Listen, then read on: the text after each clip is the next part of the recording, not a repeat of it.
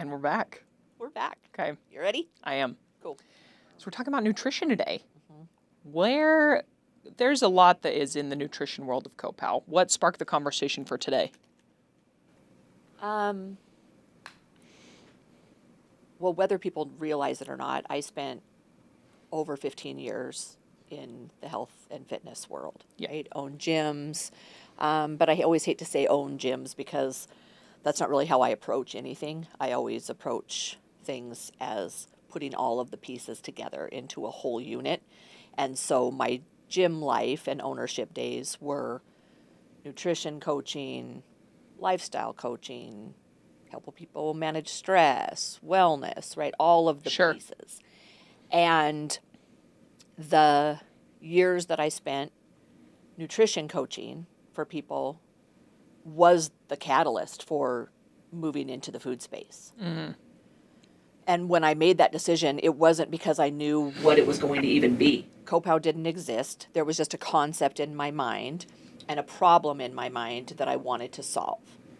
And the problem was people had developed a very contentious relationship with food. And do you feel like that was just mainly found in the conversations you were having with coaching? Like, man, this is such a consistent problem. Yeah, it was less of a hurdle for me as a coach and more of a heartache that I saw and had in conversations with people. Yeah. Right? Like trying to overcome this battle with food. And I grew up in the 80s, right? In a diet age of like Teen Beat magazine, everything was about every single diet, grapefruit diet, yogurt diet, avocado diet, right? Like that was the Yum. world I grew Yeah. up in. And so I knew those hurdles, and I myself had a very contentious relationship with food. Yeah. Right. And the more time I spent with people, Yeah. and recognized how little time we have on earth, and the more wisdom I gained in how we should be spending this time, the more heartbreaking it was for me to see myself and other people spending so much of their most sacred piece on obsessing about nutrition. Mm. And then add to it that we live in a information age, which everybody thought was going to be a good thing, and I would argue it's exact opposite. We have so much information and very little knowledge. Yeah. It's all accessible, but it's also all very noisy. Very noisy. What was the most consistent noise that you would hear kind of in that, at least that time frame when you were in the training period? What was the most consistent, like, oh, but I keep doing this? It was just dogmatic thinking. Yeah. Right? So you could apply that dogmatic thinking to anything. There was the bodybuilding kind of gym rat side that told you all you had to do was calories in, calories out. Right? It was the CrossFit world like that I lived in telling you that all you needed to do was count your macros. Right? That calories didn't matter so much as long as you had the right 30, 30, 40 macro profile. The gluten-free absolute madness was coming on scene. Dairy-free food intolerances, which don't get me wrong, those are real, Sure. but they're not caused by what people think they are. We now have upwards of 300 different autoimmune disorders. That isn't just what happens, right? Like when you get to the fundamental understanding about how human evolution works, that's not how we work. We don't de-evolve into 85% of Americans being gluten intolerant. That's just not fucking possible, right? Right. Right. Then you have to go like, well, it's all of our bodies all of a sudden are rejecting gluten, or maybe it's actually the wheat. So it was that dogma. Gotcha. Right? And in my coaching days, I just simply tuned out the dogma, which is why I was successful in that space, because I made it simple for people. Not easy, but I made it simple because it is simple. Eating like a human is actually quite simple. And I taught people how to fuel their body, to nourish their body with nutrients. Yep. Hence the fact that I ended up trademarking colors, not calories, and that was my cookbook. and approached it for people from a standpoint of look at how beautiful food is. Yeah. Food is everything, right? And that I was able to help people turn that corner. Yeah. Right? But shy of them being in my gym, I didn't have the ability to help anybody beyond that. Yeah. And now, I think that was a great initial kind of what the transition was into what Kopau has become.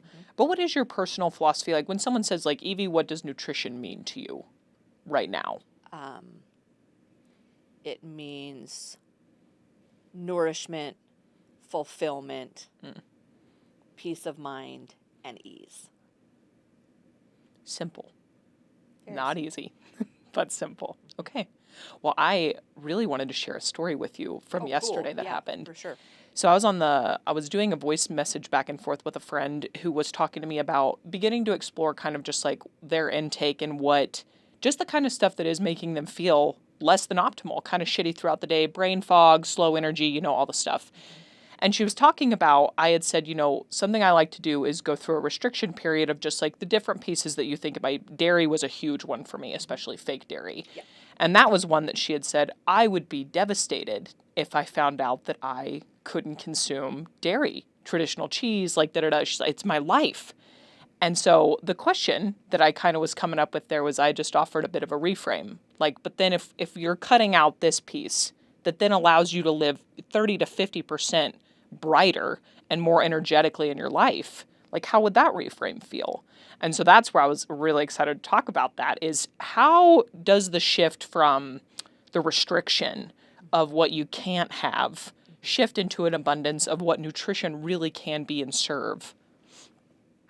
Oh, it's everything. Yeah. Right. And it is as simple as a reframe. Yeah. Right. Not easy, but a simple reframe. It makes me think about intolerance testing. Ooh, what is your opinion on that? Yes, and thank you for saying opinion because it is my opinion on something, and I want to make sure that people realize that nutrition, for one, is not a one size fits all. Period. Yep. Nothing in life is a one size fits all. It's all yes and, not either or. Right? We have to start there with our mindset. So my opinions are based on literally thousands of studies and Yep. thousands of conversations and coaching relationships with people. So I'm not just putting on a microphone and just rambling shit, right? Yep. This comes not from books. I've read a lot of books, but this comes from actually working with people and understanding human nature, right? So, yes, I have a deep knowledge in nutrition and fitness and health and all the things. But a bigger part is that I have a better understanding than most people of human nature. Right? I have a degree in sociology, right? And I always thought that was such a waste of my time, right? But then once I started coaching, I realized, Sure. no, that all makes sense because I like to study human behavior. So with intolerance testing, I typically steered people away from it. Talk more about that. My husband and daughter would be a good example of that. Okay. The reason being because from a human behavior standpoint, it really just freaks people out and gives them all the restrictions of the shit they can't have. When we just talked about it, we're trying to shift someone's mindset into abundance, not restriction. Then you get a printout of like 300 different things that you can't have. And then all you see in the world, because remember, like once something's on our radar, we see it everywhere. Right? And so we've seen on a piece of paper, I can't have egg yolks. And it may even be just slightly in the yellow, like this is cautionary, but that's all people can see. Sure. So then when they go into a grocery store, they go into a restaurant, they open their own fridge, all they can see is all the shit that they're not supposed to eat. So I think intolerance testing should be reserved for people that have been on a nutrition journey for a very long time and then still need to kind of refine things and have proven to themselves that they will take action when they see something that is a hurdle for them. Okay.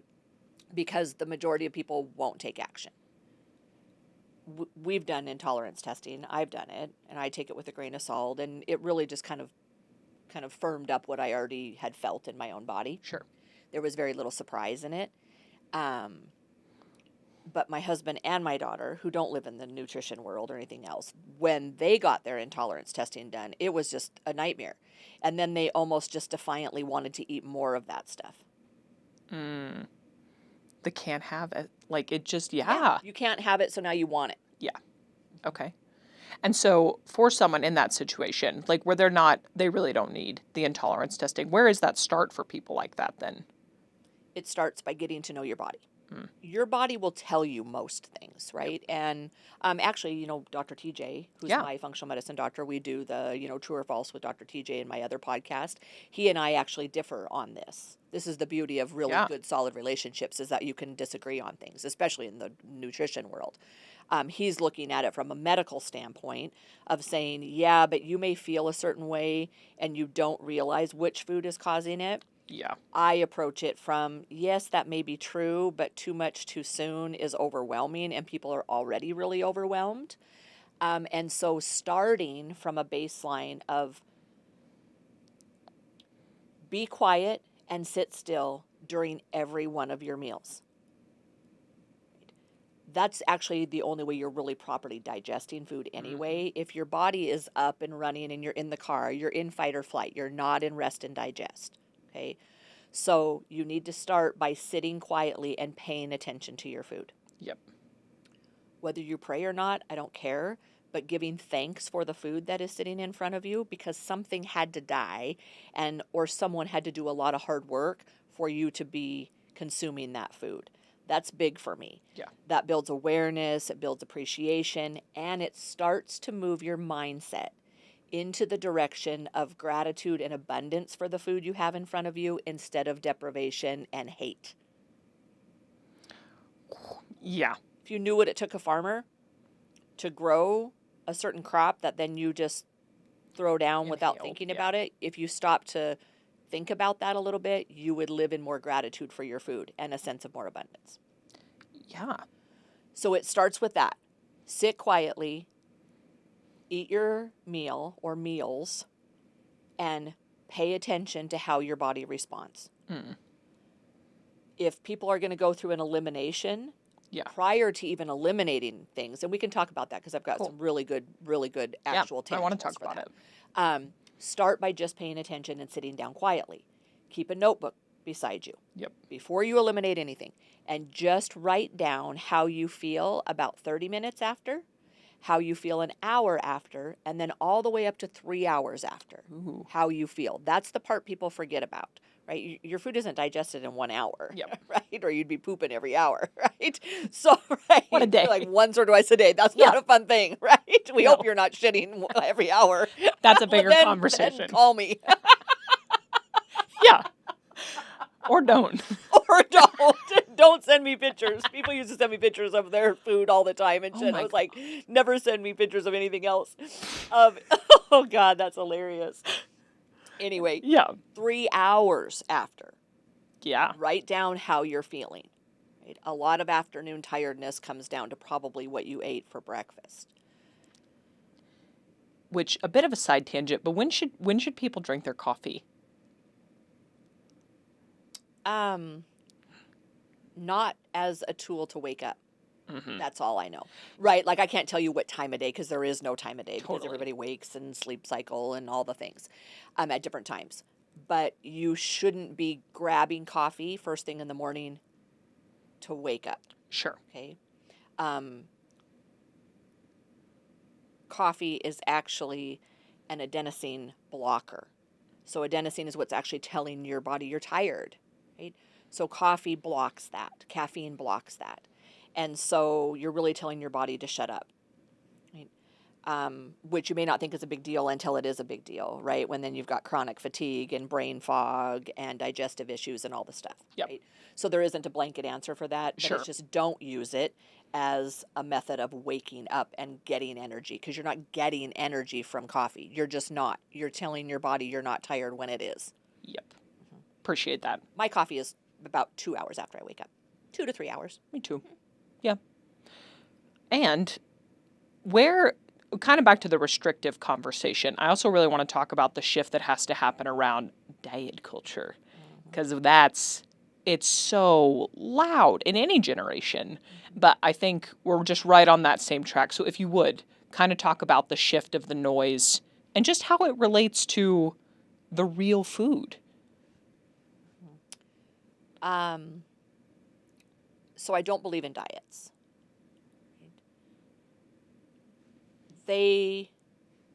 And that's always controversial because people will say, yeah, but I've done this and it worked. And it's like, okay, but are we having a conversation a year later because now you're back to where you started, or are you actually healed in your relationship with food? It's two different things. Yeah. So I don't believe in diets in the way people think that they work because they're always temporary. Yep. Always. Preach. Yeah. They are. And I would like to explore your story with dieting and stuff like that too, because there's pieces of it that I don't know. Oh, sure. When you're approaching something from a deprivation standpoint and a deprivation mindset, diets will be appealing to you. Yeah. Because you're living in this sense of it's gonna require me to be deprived in order to lose weight. Yep. Or to have a better body composition or to improve my health. And that's just simply not true. The most abundantly living, vibrant people I know are not on diets. I hadn't even thought about this, but yesterday the gal who cleans my house, Yeah. she's lovely, and she's from like an Eastern Bloc country, somewhere in Ukraine or somewhere in that area. It's not Ukraine. Maybe she's from Czechoslovakia. It doesn't really matter. But she grew up on a farm. And she's probably my age, maybe a year or so younger, but she's very natural. She has really just naturally beautiful skin. She has beautiful hair. Her body composition is just appropriate, right? Sure. It's like she doesn't have too much adipose tissue. She's not over muscular either. She's just kind of like how a human would look if you actually just ate farm food. Yeah. And we were just talking yesterday about Kopau, and she's just our biggest advocate, right? Because she's like, you just do exactly what I grew up doing in Europe, which was just living on a farm. And we were talking about fats, and she said, we didn't even have liquid fats of any kind because we just had a pig, and we slaughtered the pig once a year, and then we just used... That was it. We used the fat, right? So she's an example of someone, right, that's vibrant, healthy. She's just she doesn't have any allergies. She doesn't have migraines because she eats food that is just real food. And she grew up doing that because she's not from the United States. It's just the restrictive bit is so significant. Like, really, I feel everywhere you look, and at least like traditional nutrition advice is like what you need to be cutting, what is like causing da da da da da, when really it is that you're simply not living a human experience. Yeah. Well, and you're right, it is. And I think also we're so attached to appearance. This is an interesting thing for me because I was in the fitness world for so long and a competitive athlete until I was 47 years old, right? I've said it like 8% body fat. I'm super, super muscular. Now I have a layer of fat, a little more on fat than I should, right? And actually a should is a real thing, right? Because what you're measuring in overall health is your ratio of body fat to muscle mass. It is not a weight on the scale, right? It's longevity is related to how much muscle mass you have, right? In comparison to body fat. So I have a lot of muscle mass, but I have about probably 6% excess body fat, adipose tissue that I really shouldn't be carrying for optimal living. Sure. But I own a cafe too, and I like to eat croissants now. And so that's the deal, right? I know where it's coming from. But it's very funny to me because as I have conversations in the cafe, and there's a lot of people that didn't know me in the fitness time, Right. I can see it on their face as I'm telling them nutrition information. They'll look at like my body. Oh, yeah. Right? Like they're like, but maybe you have extra body fat. Should I be listening to you? I can read it, right? Totally. I don't give a shit because I'm like, I am 10 times healthier now metabolically and hormonally especially, right? Hormonally, I'm dialed. I never used any hormone replacement therapy. I'm completely through menopause. I have a great sex drive. Wonderful. A better sex drive than I did when I was at 8% body fat. Yeah. So I don't take offense to it, but I find it somewhat entertaining, because people's first question when they're deciding who they're going to listen to for nutrition advice is always based Do you on, look like? do you look like Yeah. this? And when I looked like I did when I was even in my 40s with 8% body fat, I would say it was probably easier for me To give the advice. to give the advice. Sure. Right? But I was a fraud. I was drinking like a fish. Right? I was counting my macros. I never sat down and actually ate with my family because I was at a scale weighing and measuring my food. I'm not really sure that was better nutrition advice than what I'm giving you now. It feels better. It feels way more sustainable. Yeah. Well, and this also reminds me of when you talk about the spectrum of health, Mhm. because that I think just gives such a beautiful visual of like being what you were, 8% body fat, like a legitimate elite athlete. On the other end of that spectrum is someone morbidly obese. Like they are two ends, Yeah. whereas this more sustainable, one that offers enjoyment too and a fulfilled life is the one that exists in the middle. And I'd love to talk a little bit about the middle. Like where does kind of the blend of eating healthy yet also holding space for enjoyment of life? Just what does that look like for you? Well, I would even reframe that Yeah. as there's eating healthy, Mm. right? As there's just eating, right? That's it. So you make a choice every time that you pick up your fork and load your plate Yeah. to, am I going to feel vibrant? Is this going to give me energy? Is it going to make my taste buds happy? Emotionally, is it going to fill me up? Yeah. Right? That the answers to those questions should be yes. And if they're not, then you're just making that choice. Yeah. Right? Versus there's this healthy way of eating, because the image that people get in their mind when they hear healthy is deprivation. Mm. Right? So in creating Copow, that was it. I'm like, you're not deprived, period. We have one client of ours that has shopped it with us since day one.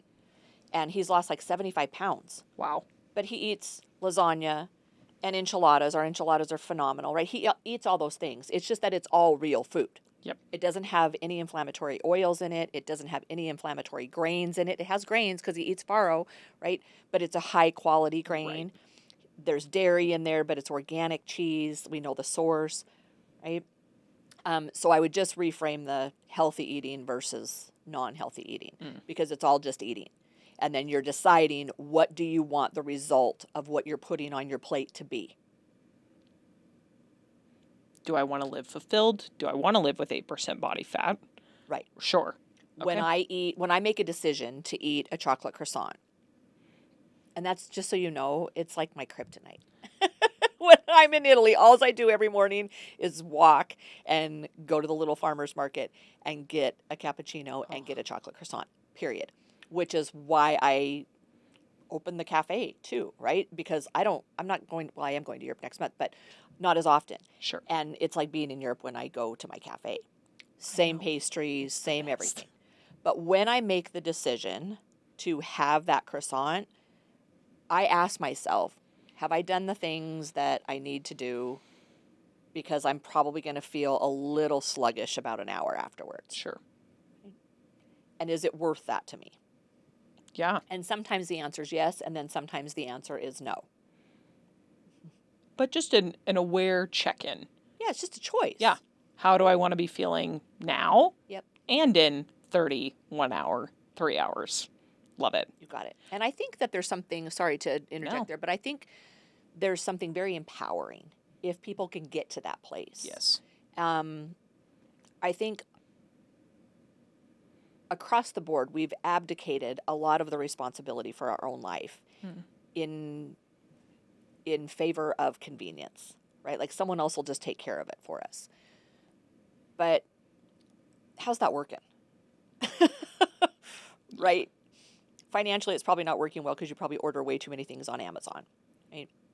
Food-wise, it's not working well because you've gone through too many drive-thrus. So there's a price to pay for that convenience and outsourcing, which again is why I created Copow, because if you do want the convenience, then at least I can do it for you in a way that is nourishing your body. Yeah. Right.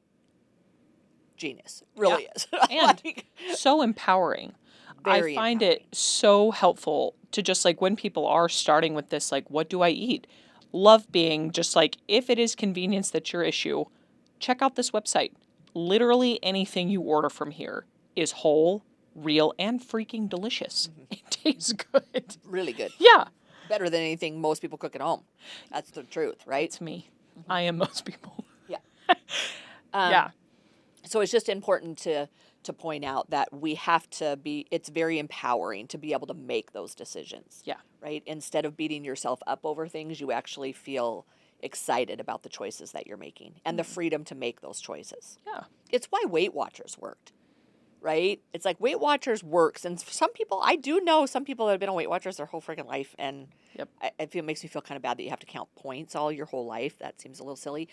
But being able to have choices, that was genius. Yep. Right? Like, You can eat you can anything. you can eat anything, which Sure. is not good, right? But at least you were able to make the choices, Yes. which is actually where I'm going with like colors, not calories, and counting your colors, because then I can Yes. feel good about that. If you want to quantify things and need those, you need the guardrails, Yep. right? When you're starting, that's a great place. So anyway, That's right where I'm headed, actually, is the colors. What is it that gave all the power to the colors side of Copow? well, because what people don't realize is actually the biggest health issue that we have is a lack of micronutrients. Okay. Micronutrients are all those vitamins and minerals that are essential for us to thrive.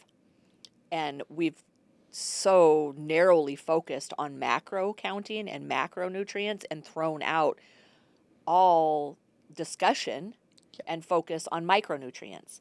And micronutrients are going to come from your staple proteins, of course. If you can catch it, kill it, right? Then you should eat it as far as protein is concerned.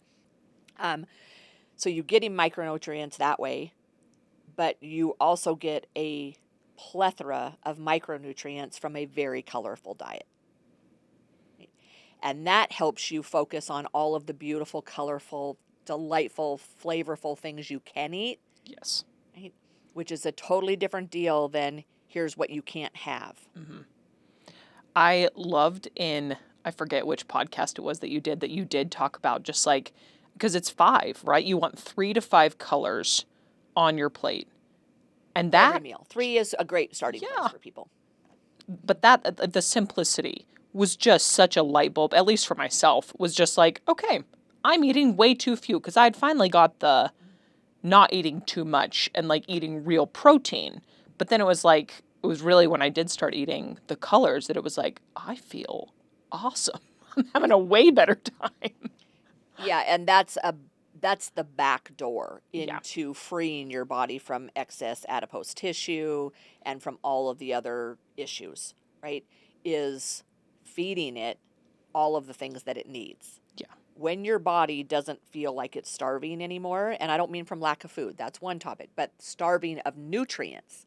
When it isn't starved of nutrients, it will actually flourish and it won't hold on to all of those excess fat stores because it's not in starvation mode.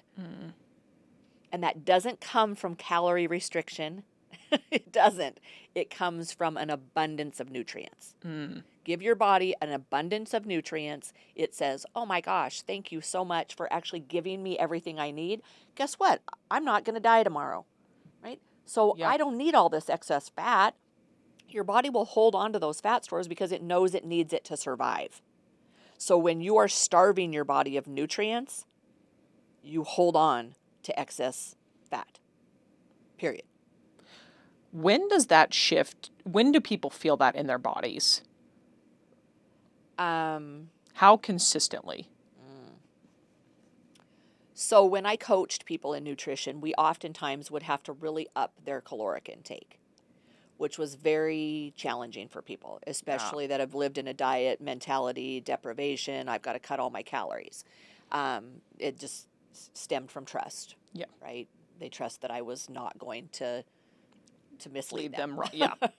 And it worked. But it takes a little bit of time. Mhm. And that's a little bit of a hurdle for people, especially now where we want everything immediate gratification. Right? So I think the first thing that people can measure if they start eating more nutrient dense foods, if they want to measure something and it's not happening on the scale, it can start with, how much energy do I have? Do I have more consistent energy during the day? Am I sleeping a little bit better? Yeah. Right?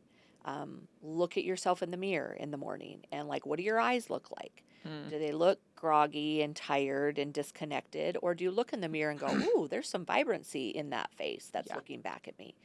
Those are the things to be paying attention to that are quantifiable, You bet. right? Like they are, you can see them. And once you're there and your body starts to feel good, you're going to see a shift in the weight on the scale too. Yeah. The number on the scale. It's just going to take a little bit of time. Mm-hmm. And anything that happens quickly is going to come back really quickly.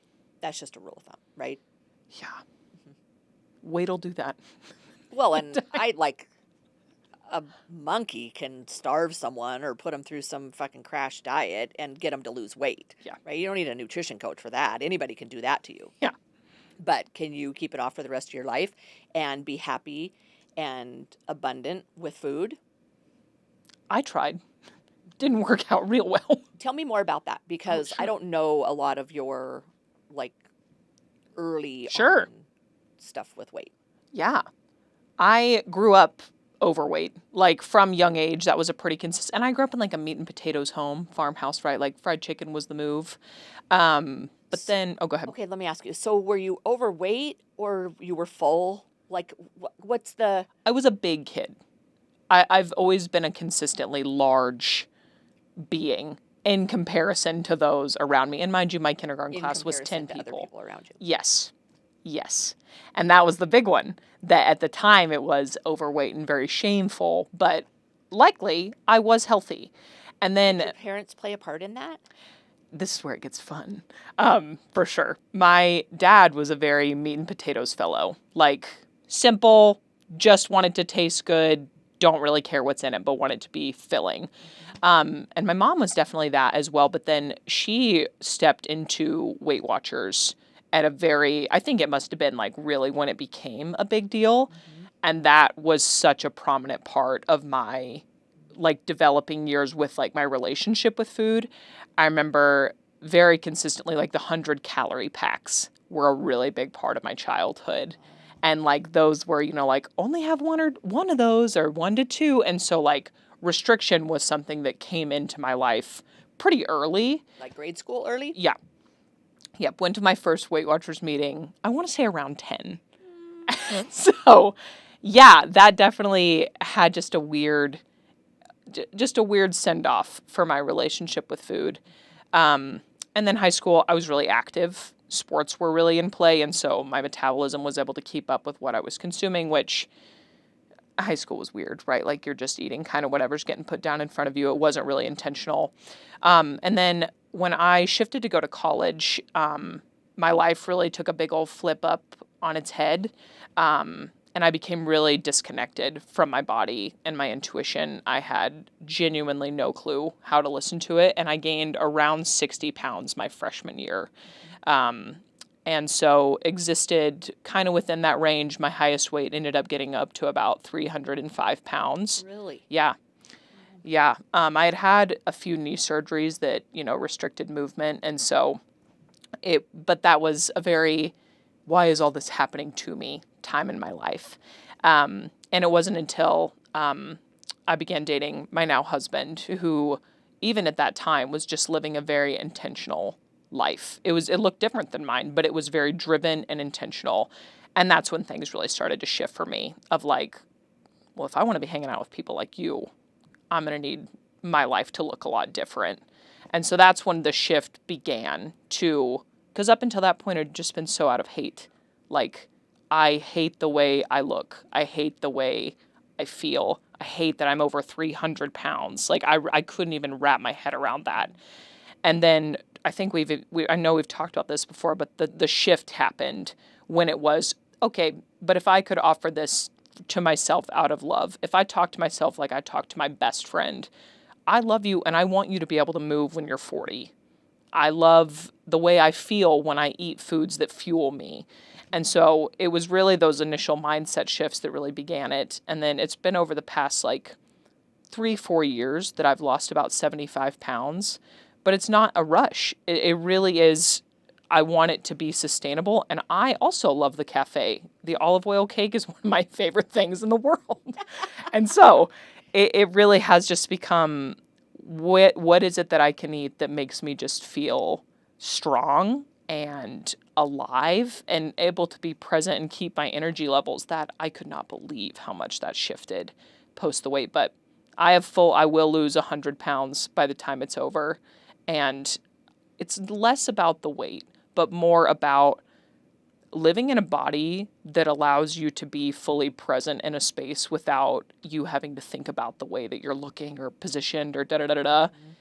It offers so much more freedom than I even knew to hope for. So that gives a not quite brief, but a bit of an overview of the journey. So what did you do though? Because I know people Yeah. are wondering that. They're like, that's great. And we should touch on, let me start there. Sure. You said being around Raj is Yeah. what was a big part of your mindset Yeah. shift. Tell me about that. Because Well, he's beautiful. people You bet. matter. Who we surround Yeah. ourselves with really matters. Yeah. Well, as you know, but so y'all know, I am super blessed to be married to who I believe one of the most beautiful human beings in the world. His name is Roger, and he at the time was in architecture school and worked harder than anyone I had ever seen in my life work. Like would spend without break 2 to 3 days working on a project, and like really pouring himself into something with such drive. And food for him was legitimate fuel. Like I had never seen that before of like, in order for you to keep going, there needs to be systematic and thoughtful choices made around sleep, food, the work that you're actually doing. And being around that environment was just very like, what am I driving that hard towards? And the answer at the time was nothing. It was a very floaty time for me. Again, the disconnection was real. I had no real clue what it was I was out to do in the world, or even within the next like year. And so that the shift initially was, what am I being intentional towards right now? And he was a big enough prize per se for me to be like, I know in order to be a woman able to hold the amount of love and drive that you do, I'm going to need to heal and figure some stuff out within myself for us to be able to establish a true relationship. And how very lucky that it worked out and that we get to continue living just so on purpose together. So that's where it started. What did his support look like in that? Like the communication and stuff. Like, I mean, I know now that you're married, obviously there's Sure. massive open communication, but that wouldn't have been the case when you first Yep. got to know him. Oh, yeah. Well, here's a nice and vulnerable story. We were right on the discussion of moving to Montana. So this was right before a really massive transition. We were living in Kansas at the time. We weren't engaged yet. And it was kind of the like, are we doing this conversation? Like, are we forever? Are we for real? Oh, and this was at my heaviest. I'm sitting around like 290, 300 at this point. And he, with the most love, essentially stated to me that there was restriction around his ability to commit because his life was going to be so full of adventure and going out into the world and doing these things that just required a level of presence that I could not offer at that time. And that cut me so deeply in a way that I had to hear. But that was the true, like, okay, I can't. And then that is when it was out of love, though. Never once was it, you're fat and ugly. You're not from, like, never. It was because I love you. I need you to be healthy in order for me to love you fully. And so that is what the initial bit looked like. And then going forward, because he's been a part of a lot of diets, he's watched kind of so many cycles of that. But now it's just so, it is so grateful. Like, loving that we get to cook beautiful meals together and life feels, again, just on purpose. But he's never, ever wavered away from just, I love who you are now, but I love watching you become a person that you love more. I know. He's the Right? best. He is the best. And that sort of love, Mm-hmm. right, is important for us to have around us in whatever destructive things we're doing to ourselves, Mm-hmm. right? As you tell that story, I can think about myself with drinking, Yeah. right? And I needed someone to say, like, I love you so much that I can't watch you do this to yourself. Mm-hmm. Because alcohol is destructive for people, but overconsumption of food is too. Yes. And that can be a sensitive topic, right? And everybody's like, well, you don't have the right to say that to people. It's like, yes, people that love you and then are watching you destroy your body in any way, whether it's through food, consumption of porn, alcohol, Yep. anything that's destructive to you, if it's coming from a place of love, you should have people around you, right? Yep. That are willing to speak from love, but honest to you, that you're not treating yourself the best you can treat yourself. Yep. This was always my it just pissed me off when I would be working with people to help them on their fitness journey, and the people that were in their family were their biggest obstacle. Mm-hmm. Yeah. And it became one of the questions I always ask people in coaching. I'm like, do you have a loving support system? Oh, it's so Because important. if you don't, I can't help you. Because what we can't go up against is me telling you the things that you should be doing and helping you, guide you, and then you go home to practice them, and you have a family that's saying, oh, geez, you're lame. Can't we just order pizza? Yep. Oh, geez, you're lame. Can't you, like, oh, what? Are you on a diet? People that are going to drag you down when you're trying to better yourself. Yep. Environment is everything. It's everything. And And it starts mostly with the people that you're surrounded with on the daily. It is. And I think another part of that is so freaking beautiful is sometimes you have to learn unconditional love from other people.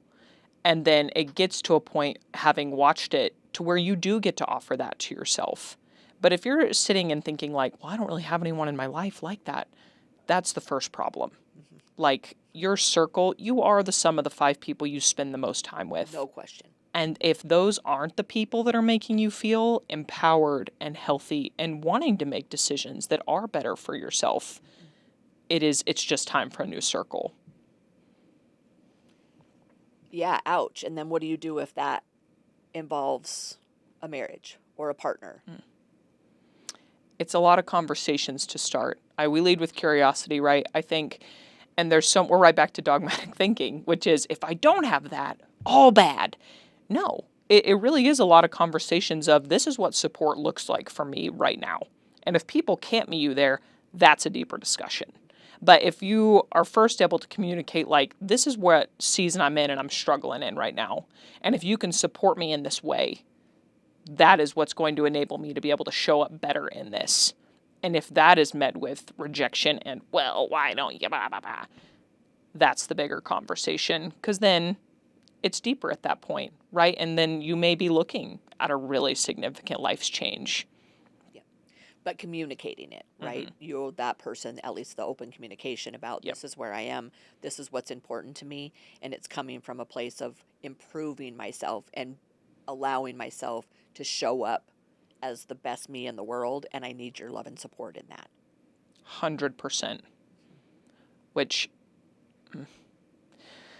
I just hold so much gratitude for that conversation, because I just think so many people go through their lives having never had, especially around the topic of food, a discussion that says, it hurts me when people in my life specifically just talk through things like, oh, well, I just hate the way I da-da-da-da-da. And it's around, or like, well, I can't have that. I've already done it. And it's just such an important conversation to stay so curious. And again, just loving towards self and those in your life around. So I'm really glad we got to talk So about that self-love, I don't want to stop that conversation yet. So that self-love, Mm-hmm. you got to tell me how you started to feed that. Ooh, around food or just in general? Just in general, because it like if you have the self-love, it's going to transfer into all of your decisions. Sure. Right? Everything we do, we're making a decision. Yeah. Okay. So it wouldn't just be food choices. It would be everything. But where'd It's it come from? trust, self-trust. You start making promises to yourself that you don't fall on, which is a big one for me was the gym. Going and moving my body in a way that made me feel powerful was a phenomenal foundation for me to begin building trust, which, and then there's so much talk around like it's 80% nutrition, 20% gym. Like I've heard that so many times throughout my life. For me, it was, are you going to be able to show up in this? And then if you do, are you willing to throw it away on pizza or whatever? And so finding ways to build trust within myself, because again, the disconnection from self and body was so real. I couldn't hear the noise around what does make me feel this way because I was just used to feeling shitty.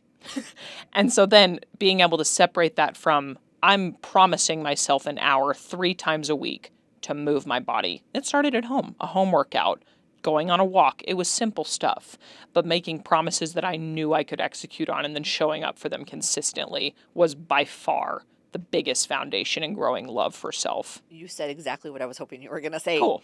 The promise to yourself. Yep. So the biggest promises that we can break are the ones that we break to ourselves that have massive implications, right? And I think often people don't think about the commitments that they make to themselves as a broken promise when they break them, right? And I would challenge people to say, would you make these promises to other people that you love and then break it? Would you tell your daughter or son, yes, I'm going to be at your basketball practice to watch you, and then not show up? Promising yourself that you will be at the gym at a certain time and then breaking that promise is catastrophic. It's no different than breaking a promise of which you wouldn't do to your fourth grader and miss their basketball practice after you told them you would be there. Breaking those promises to yourself are just as heavy as and impactful. And when you stack those broken promises to yourself, you destroy your confidence. You destroy the trust and faith that you have in you. Yep. It is. And when you do start showing up in that way, the way you get to show up for other people just gets so big. And that it's just a journey worth taking. And like anytime I have a conversation with anyone around weight loss, I just offer so much kindness and curiosity because it is such a journey. And learning to really hear and listen to your body, what does that even mean to someone who's been living in a diet culture for, a couple of decades, and just being willing to like try it all, try just being quiet. It's just an important conversation. I'm really grateful we're having it. Okay. Per myths, what do you feel like is a food or nutrition myth in the world right now that if you could just bonk it on the head? 1 or 3, 10, wherever you want to die. I'm like, 1's going to be hard because they're everywhere. Probably the biggest one is that you're gluten intolerant. Really? That's the number? Okay. So I'm not saying that people don't have a reaction to products that have gluten in it, but it is not the gluten, right? Go back to what I said at the beginning of our recording, that why would 85% of Americans in the last 5 years become gluten intolerant? Is it our bodies or is it the product? Yeah. Right. So it's not as simple as it's the gluten. It's the strain of wheat, red wheat that we grow in the U.S. It's very hardy. It is really dense in gluten. We grow red wheat in the U.S. because it's very temperature tolerant, so you can grow it in hot weather and cold weather. So it has a bigger yield, right? So when we started monocropping in the United States, we turned to red wheat, okay? Then add to it the fact that we spray it with pesticides. We're growing it in soil that is completely void of any nutrients, right? Because we don't have soil, we actually have dirt now, right? Unless it's regenerative farming, it's just being grown in dirt. And when you're growing things in dirt, they don't have any nutritional value in them, period. We're spraying them with glyphosate and other desiccants and pesticides. And then to add to it, we code name enriched, right? If you look at your bread or your flour or anything, you'll see enriched. What enriched actually means is that we've sprayed it with folic acid. And so there's a lot of factors that come into play with wheat products. And avoiding them, it'll solve the problem. Yep. Right? But again, then you're like complete deprivation. I can't have Right. any wheat. So it's not just the gluten. And then if you say, oh, I'm gluten intolerant, and then you just go for all of these gluten-free options, you're arguably getting even less nutrition because they're stripping all of the gluten out of the product, and you're left with an amalgam of starch That you can't pronounce. that you can't pronounce, and it's Yep. still fortified or enriched with folic acid. So the gluten-free one really kind of is just fucking makes me crazy. Yeah.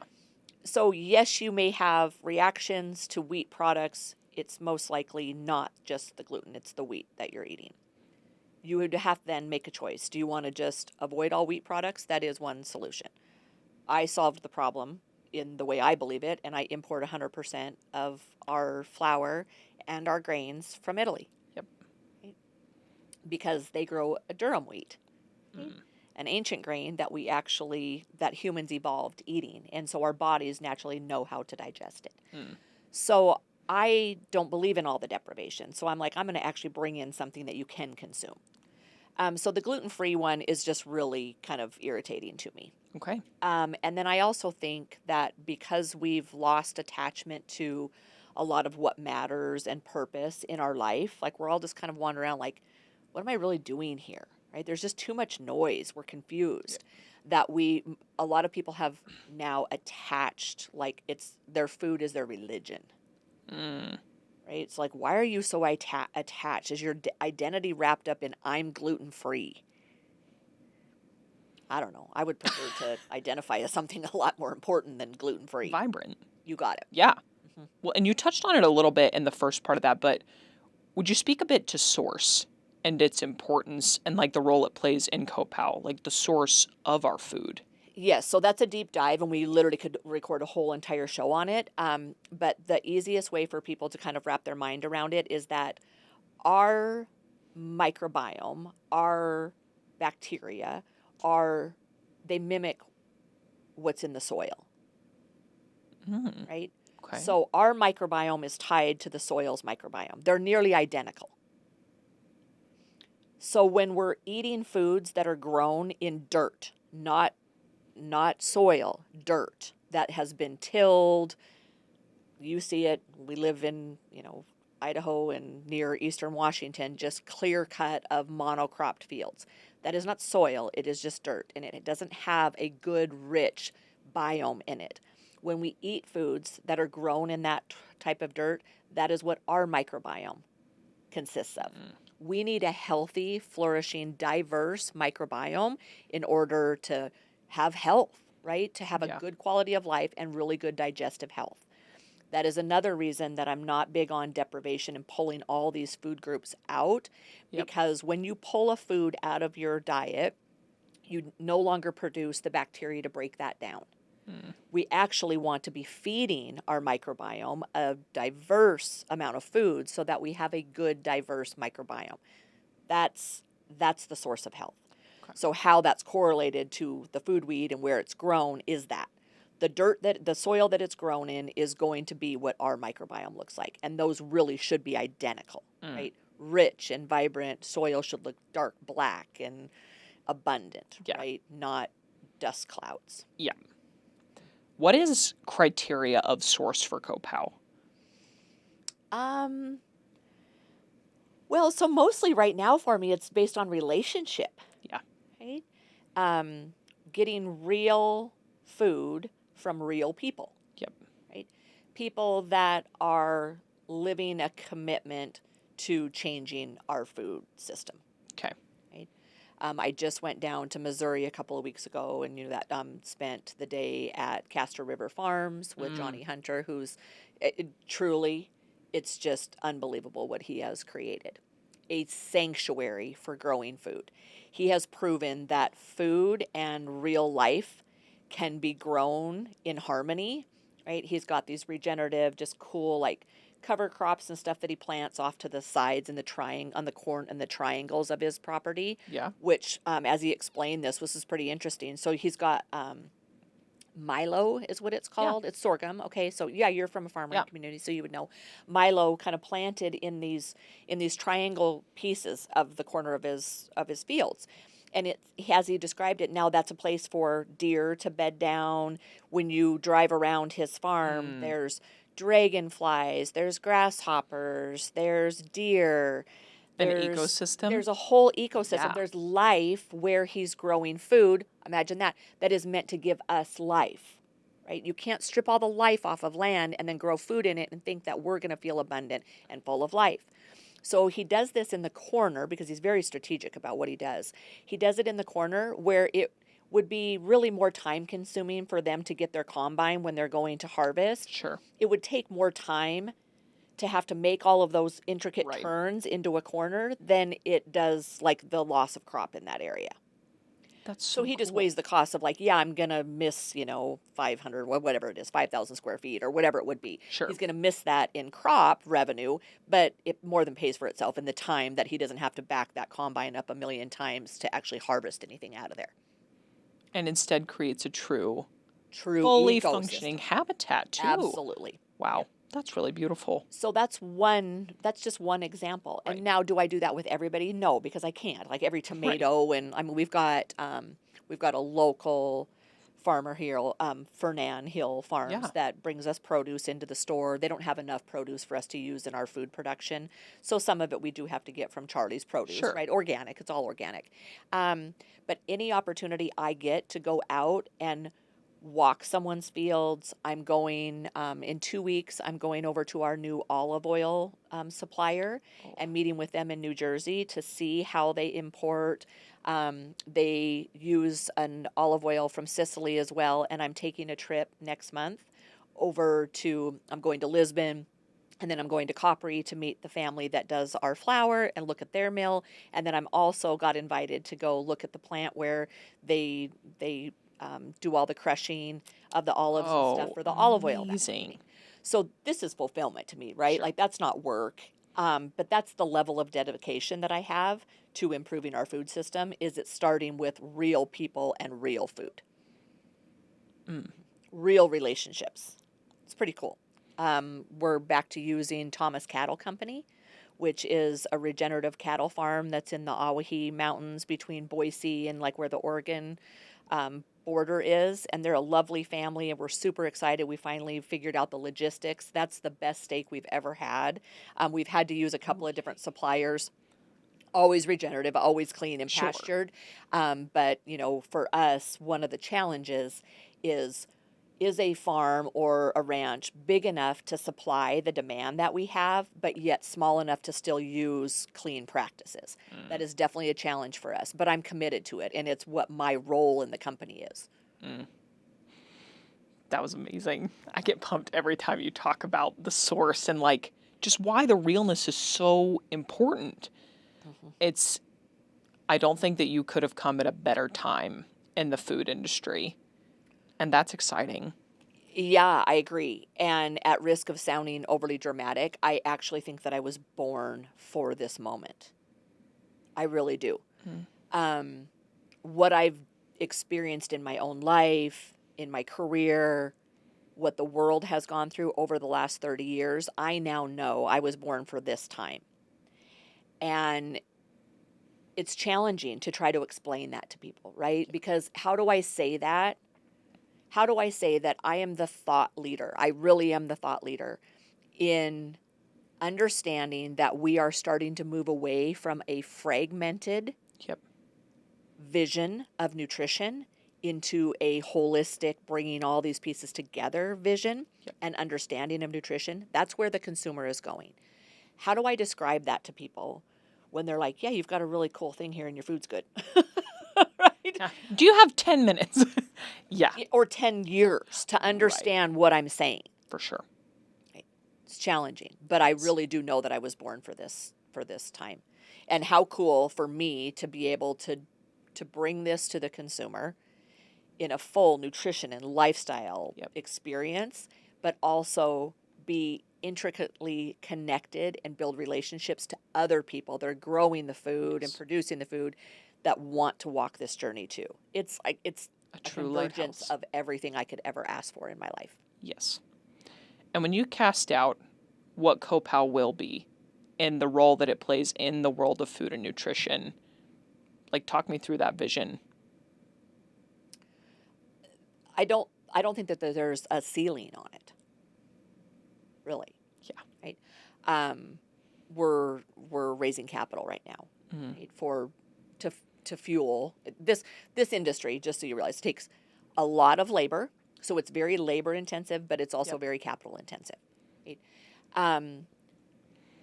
As I try to give a 2-minute pitch, right, which I just hate, right? Or you just kill me, right? I want to be able to have in-depth conversation about Right. what I really am doing here.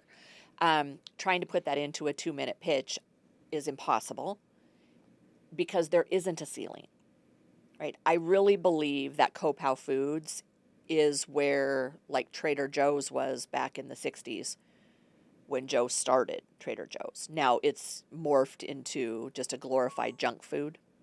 But we won't do that. Yeah. But I believe that's where we're at. I think we can go so far as to having Copal Farms, and that is my goal. Ooh, That's way out in the Copal universe. I love the Copal universe. Stores, schools, airports, retail locations, new medical meals that we're developing for people that are undergoing cancer treatment. Yeah. We really are limitless in what we can do. And what would you say to someone that wanted to be involved in that, the true revolution of the food industry? I think if you're really driven by the mission and understand the critical nature of revamping our food, and that we're the company to do it with, right? We're the company to get behind. We've survived a lot. 5 years of going through the pandemic and not going bankrupt, right? Yeah. And I think anyone would be hard pressed to find anyone that personally has invested what I have, not just monetarily, which is massive, Sure. but also my time and everything, right? I'm basically dedicating all my years to Your growing life. this. This Yeah. is it. And it's my whole family is invested in it. And so we're looking, right? Like we want people that feel that and are mission driven and want to be a part of leaving their mark and changing the world of food. And then, and an opportunity that really is Once in a is a lifetime. once in a lifetime. Yep. The guy who runs iSelect Fund I quote him all the time, had just recently said that rebuilding our food system is the biggest business opportunity of our lifetime. Really? Wow. And I have no doubt. I have no doubt. I wouldn't be doing all this if I didn't believe it. You're doing it. I am doing it. Yeah. Okay. Cool. Well, that was a really beautiful conversation. It was. Thank you. Thank you for sharing all your story, too. Absolutely. Thank you for asking. Looking forward to more nutrition conversations. Absolutely. Thank you, guys. Patty. Okay.